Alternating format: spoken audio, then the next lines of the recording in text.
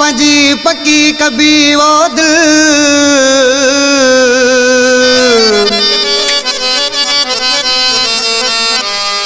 जिखा सरंदी न हुई पल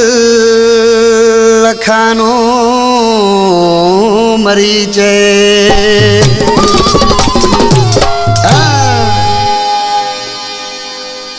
उसा सर्व जानिया आज के तो अगर जे हु असा का पको थे तो तसा भी पंजी एड़ी दिल पक्की करे विनासी जो और याद करो सुनो जानिया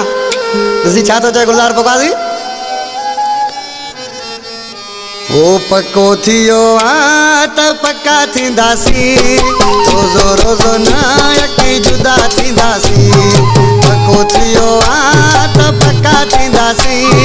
रोज़ो रोज़ो ना यकी जुदा थींदासी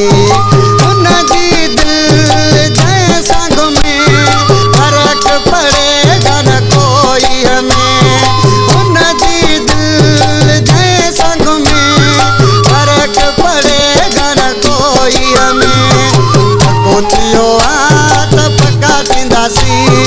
रोज़ो रोज़ो ना यकी जुदा थींदासी पको थियो आ त पक्का थींदासी रोज़ो रोज़ो ना यकी जुदा थींदासी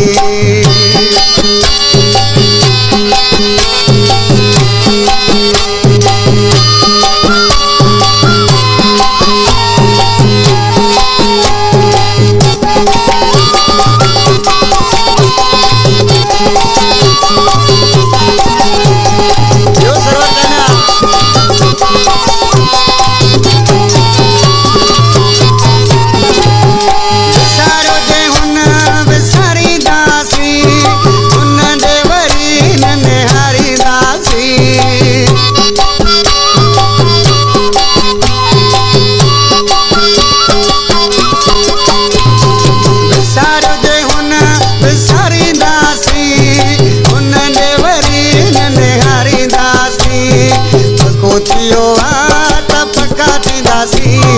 रोज़ो रोज़ो ना यकी जुदा थींदासी पको थियो आ त पक्का थींदासी रोज़ो रोज़ो नड़े को जुदा थींदासी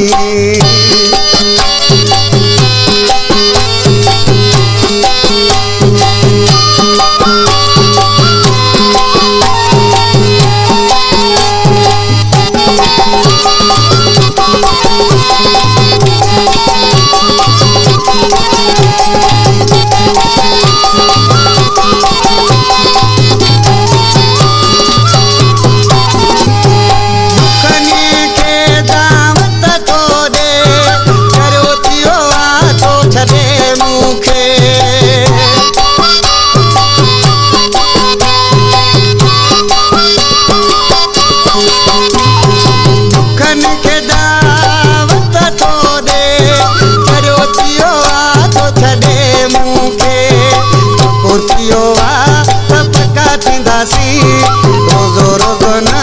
को जुदा थींदासी उन जी दिल जैसा घुमे फर्क पड़ेगा न कोई हमें पको थियो आ त पक्का थींदासी रोज़ो रोज़ो ना यकी जुदा थींदासी पको थियो आ त पक्का थींदासी रोज़ो रोज़ो नड़े को जुदा थींदासी